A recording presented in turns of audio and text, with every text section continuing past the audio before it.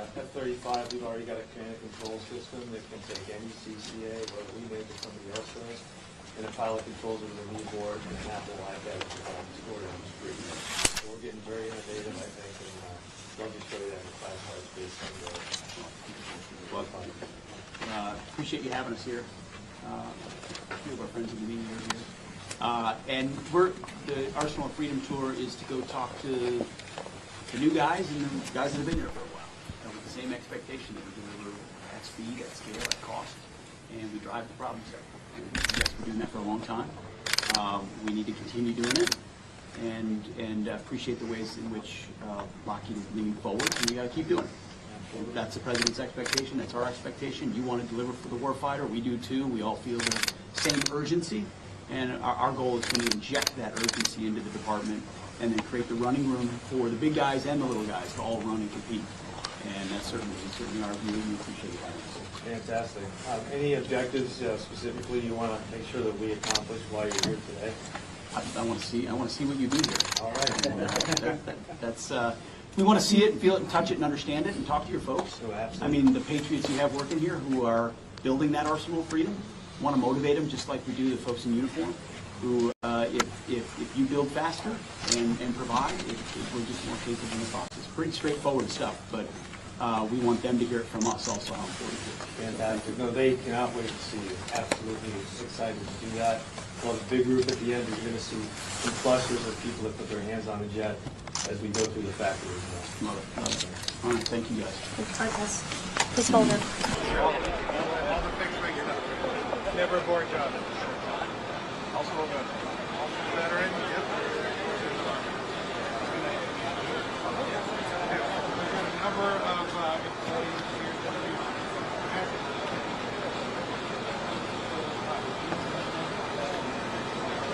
And folks, everybody stay seated.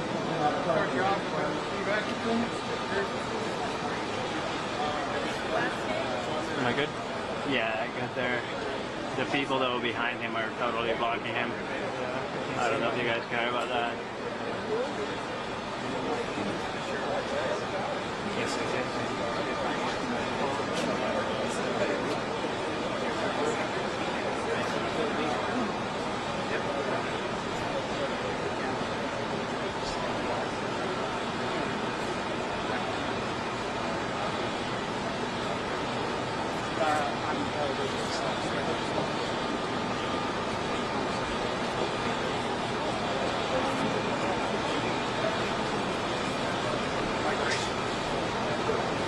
Riley.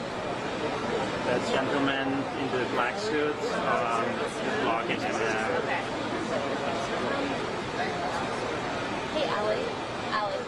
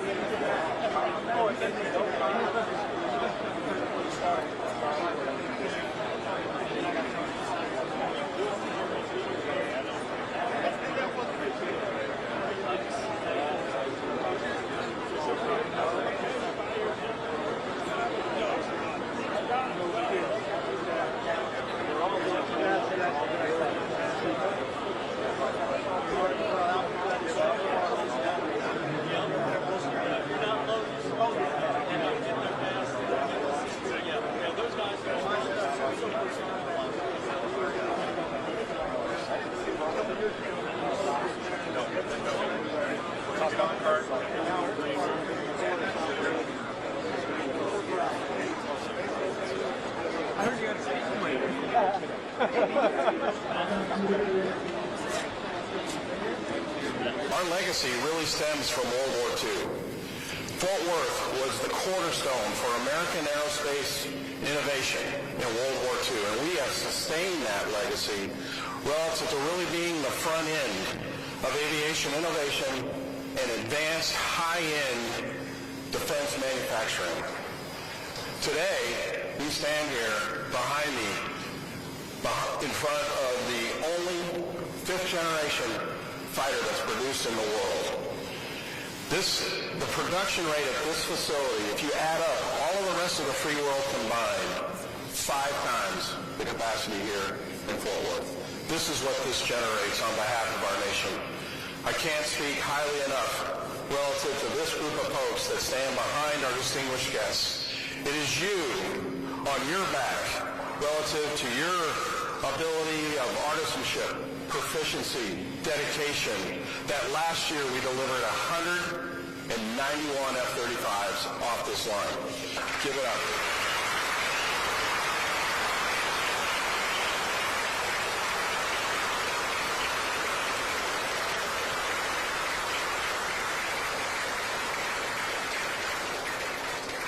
This facility is the heart of F-35. But across this great nation, there's an additional 290,000 Americans that come to work across 1,900 different companies that have direct contribution to the F-35. Think about that for a minute. Also, our workforce. We are extremely proud and honored to say that 1 in 5 of our employees either have served or are currently serving in our armed forces. Thank you to the veterans and those that are currently serving in our crowd.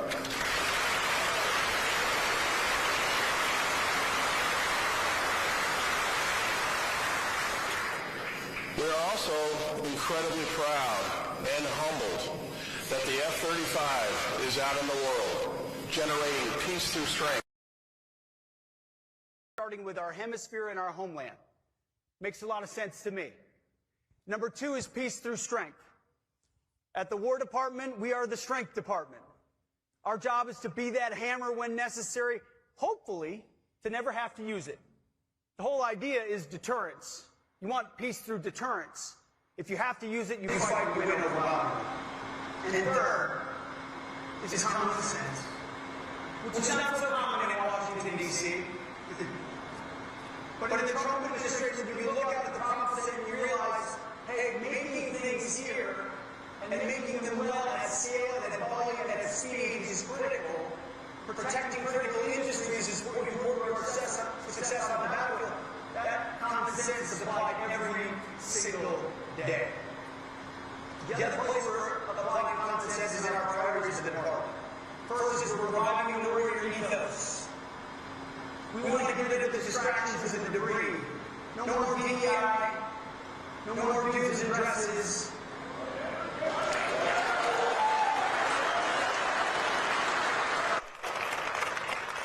No more climate change worship and social justice and political correctness. We're done with that. We're unleashing the warfighter to be ready, trained, disciplined, accountable, and lethal. When you allow them to do that, they're incredibly good at their job, as the world has seen and as a indicted criminal in Venezuela found out about a week ago. What America can do is like no other country in the world.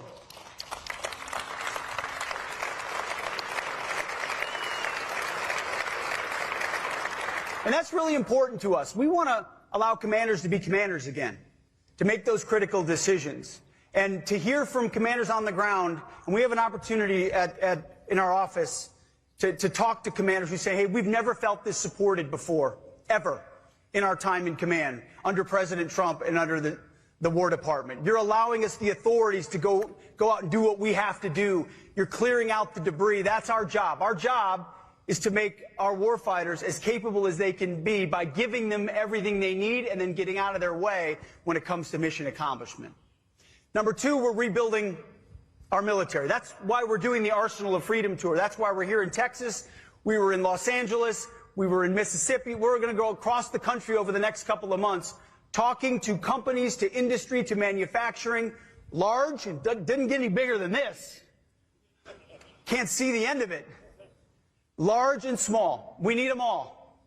And we need it moving fast, at scale, at cost, open architecture, so we can outcompete our adversaries. We are rebuilding the Arsenal of Freedom. President Trump did it in his first term, and we're going to do it again. We had a historic budget last year. I don't know if you saw the president announced the goal of $1.5 trillion for our national defense in 2027.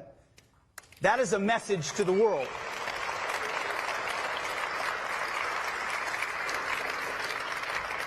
Now, we're going to spend every dime of that wisely.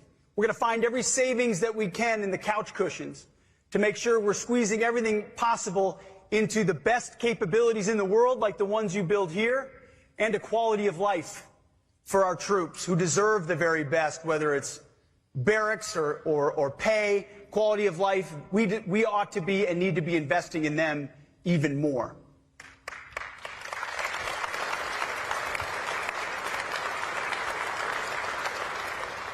Reviving the warrior ethos, rebuilding the military, and reestablishing deterrence, which is something this airframe has been involved in from the beginning of this administration, and for long before that as well.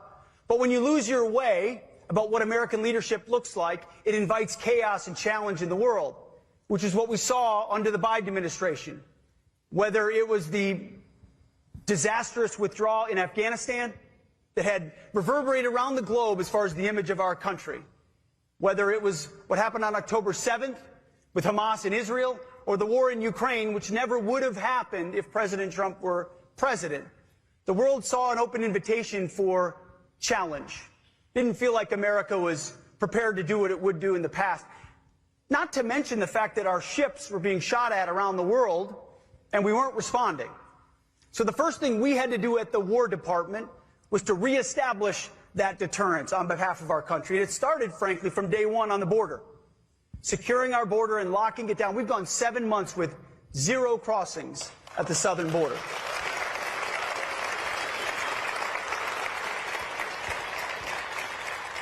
Credit to CBP, credit to our law enforcement partners and ICE and others who do very difficult jobs every day. The Department of War is proud to stand beside them and ensure they can do their job, and we've done it from the first day at the border. We also did it through our effort with the Houthis in Operation Rough Rider. From the beginning, some people thought, well, what are we doing there? Why the Houthis? Because the Biden administration allows our commercial shipping and other shipping, military ships, to be shot at. I mean, all the way back to Thomas Jefferson, we've understood that free navigation to the seas is a core tenet of the United States of America. Yet they just sort of allowed that to happen as if it didn't matter. These airframes and others helped bomb the Houthis for 50 days, and they cried uncle. So we're not going to shoot at your ships anymore. And American ships around the world and in that region sail freely. Peace through strength, reestablishing deterrence. If you look at Iran and what President Trump said about their nuclear capabilities, he said Iran will never have a nuclear bomb. Iran didn't want to pay attention to that or believe him, and then exactly to the day, 60 days later, 7 beautiful B-2s went 37 hours, dropped 14 precision munitions, escorted by this beautiful fighter on their final leg to show the world what America is capable of. Peace through strength, deterrence in action. So, yeah. You see the same thing with narco-terrorists in our own hemisphere. For how long have we been talking about going after drugs and the poisoning of the American people? And for the longest time, it was a catch-and-release program, a law enforcement function, while these narco-terrorists and designated terrorist organizations specifically targeted our communities, our kids, and our people in our country. They knew exactly what they were doing. So instead of the catch-and-release, we let them know if you're going to sail drugs in international waters, we will target your drug boats and we will sink them.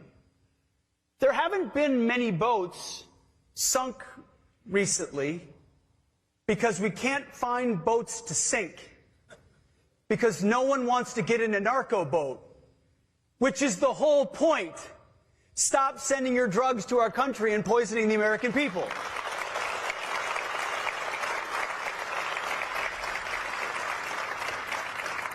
And then the whole world saw just over a week ago what our incredible military is capable of at every echelon when we brought the indicted nominal leader of Venezuela, Nicolas Maduro, from the most fortified house in the most fortified location inside their biggest fort in their capital city in the middle of the night without them knowing we were there until 3 minutes before. Grabbed him and brought him to New York City within 24 hours to justice.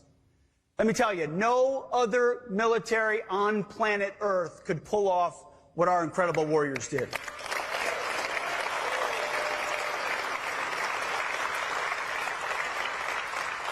And all of that brings me back to why I'm here looking all of you in the eye. And I'm not trying to not make eye contact with this incredibly important and good-looking group up front. It's not about these folks. It's about the men and women who poured their lives and careers into building these incredible machines and ensuring at the War Department we create an environment where you can do your job as quickly and efficiently as possible. And that means ensuring in a highly bloated bureaucracy, and that's what the Pentagon is very good at, paperwork and bureaucracy and process. It's a giant headquarters, and many of you are veterans. I think 20% of this company are veterans, which is incredible. You've been to headquarters. Headquarters move paper. You can imagine the amount of paper we move at the Pentagon. There's process for process for process, meetings that exist for meetings for meetings. You can imagine how difficult it is to move at speed or efficiently in that environment. Our job, and President Trump has directed us to do this, is to overturn the entire way we do business to ensure that we get the 85% solution, the best of the best, in the hands of the warfighter as quickly as possible, as opposed to waiting years and years and years and spending tens of billions of dollars more for some perfect solution 15 years off in the future that never gets into the hands of the warfighter. We're changing the game to incentivize speed, to incentivize efficiency, competition, open architecture, at cost, ensuring that big companies like this one and small ones can compete. And I've had some pretty tough words to say, and the president had put out an executive order just a couple of days ago about how big defense prime contractors in this country need to step up. And he's right. And he's looking out. I'm looking out into an incredible audience of Americans here who are committed to an incredible company that's built incredible platforms. And I think, and I know, and I believe that Lockheed will step up. Because we've seen it already in what's happened with the records on this line this year. What happened with the deal on PAC-3s and the investment that this company is making. Listen, you're even working while I'm speaking. I appreciate that. It's fantastic. Keep going.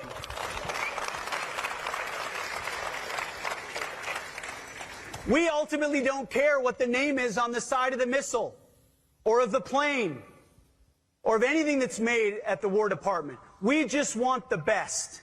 And our expectation is that every company competes, and every company competes on a level playing field. I don't care how many lobbyists you have, how many accountants you have. If you create the best and the fastest at cost on behalf of taxpayers and the warfighters, you're going to win. That's President Trump's War Department. And I hope, based on what Lockheed Martin can do, that you win a lot. Because you make incredible, exquisite platforms. And our job is to create the environment where you can run and run fast.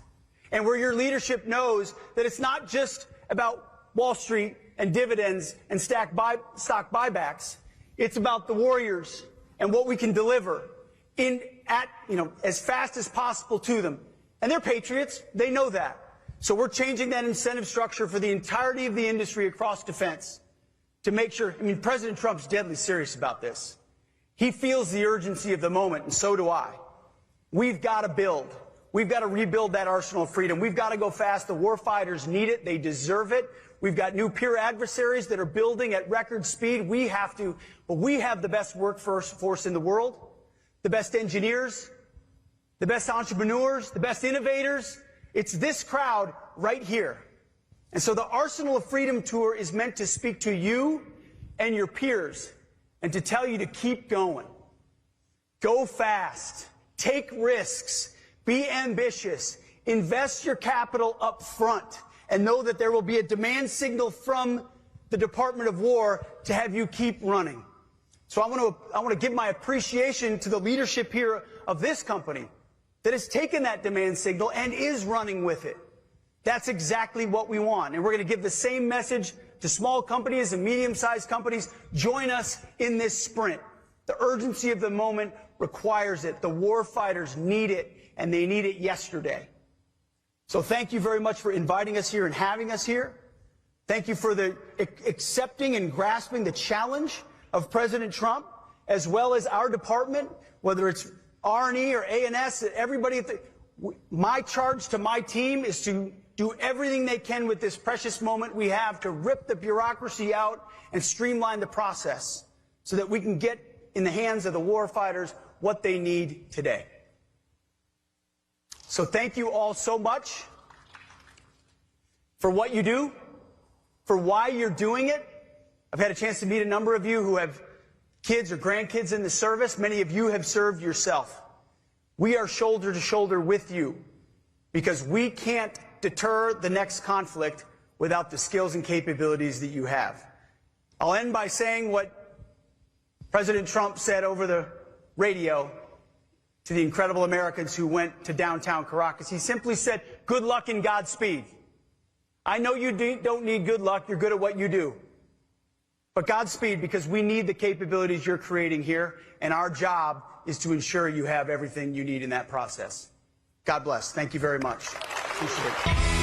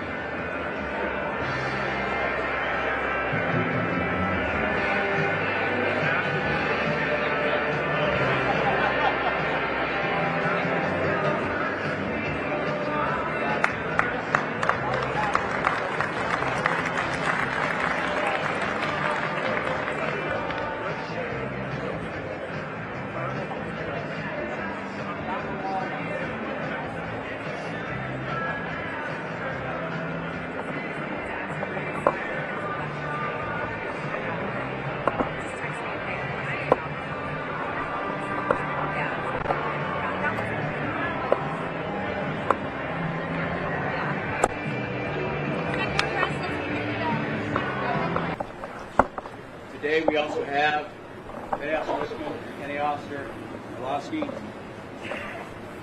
who are re-enlisting and continuing on their journey within the Navy.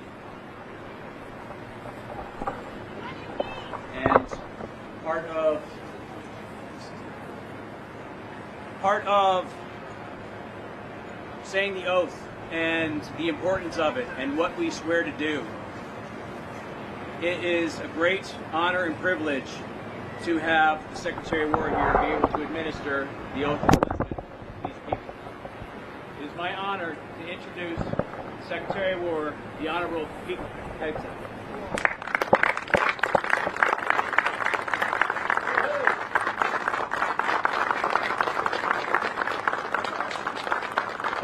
Thank you very much.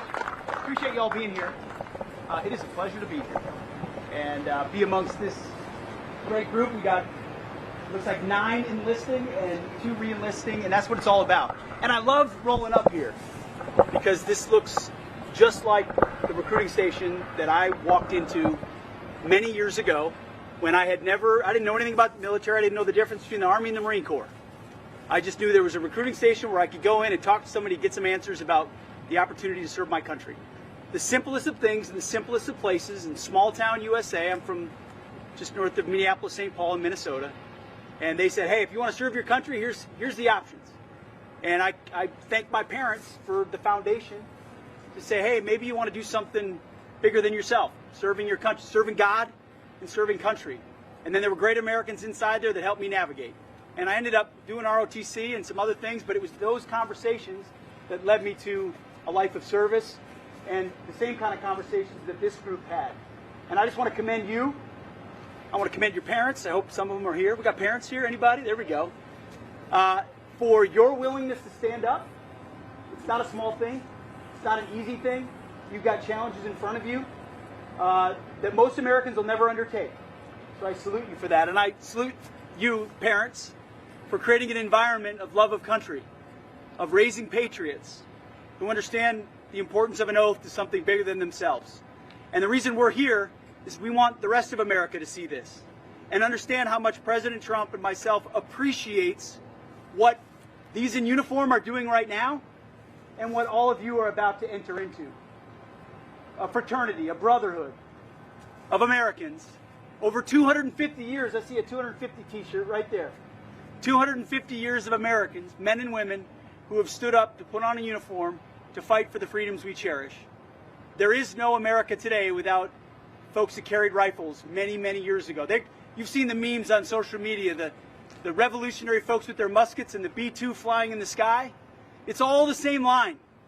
It's all the same line of Americans, different equipment, different battlefields, different enemies, but the same willingness to step up and serve. We were just over at Lockheed Martin where they make incredible platforms, but those platforms don't work and aren't capable without the best of our country.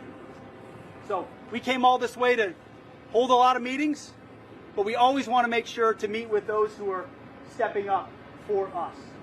So I salute you for your patriotism, for your willingness to serve, for the willingness to do tough things, and you're about to enter the real 1% of America that serves this nation in uniform at the price of your life, if necessary, to defend the freedoms that we cherish. And I have a bunch of little kiddos. My oldest is a 15-year-old boy.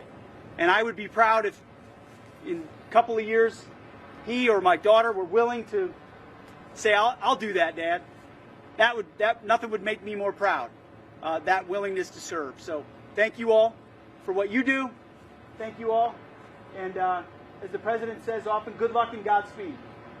You're going to enter a basic training that's tough, and it should be, and you'll be forged to enter into service in any number of different ways in the United States Navy, which I can tell you, what our Navy can do is second to none. And I don't need to tell the sailors that are here, but if you haven't experienced it, you're about to. What we can do with power projection is incredible, and you will be there to continue doing it. So God bless you all. Thank you all for being here, and I think we should let's enlist them. How about that? All right, let's go. Attention. We go up to the side.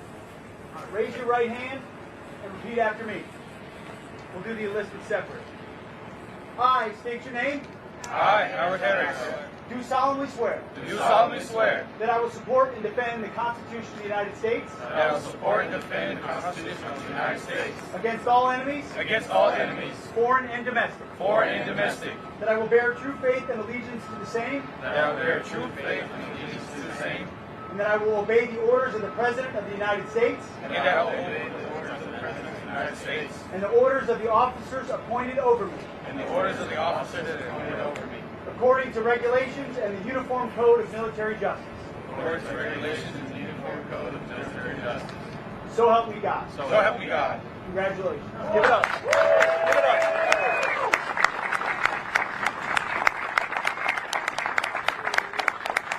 Now we'll do a re-listen. How about that? Thank you both for continuing to serve. We appreciate it. All right, raise your right hand and repeat after me. I state your name. I, do solemnly swear do solemnly swear that I will support and defend the Constitution of the United States that I will support and defend the Constitution of the United States against all enemies, foreign and domestic, against all enemies, foreign and domestic, that I will bear true faith and allegiance to the same, that I will bear true faith and allegiance to the same, and that I will obey the orders of the President of the United States that I will obey the orders of the President of the United States and the orders of the officers appointed over me, and the orders of the officer appointed over me, according to regulations and the Uniform Code of Military Justice. according to regulations and the Uniform Code of Military Justice. So help me God. So help me God. Congratulations. Give it up.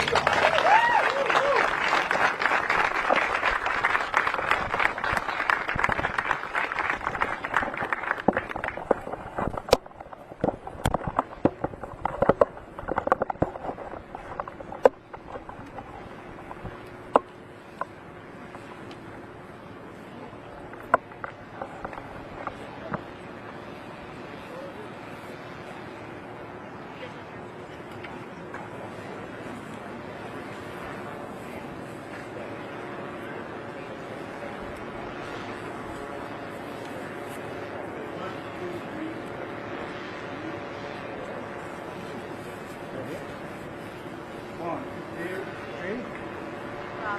1, 2, 3.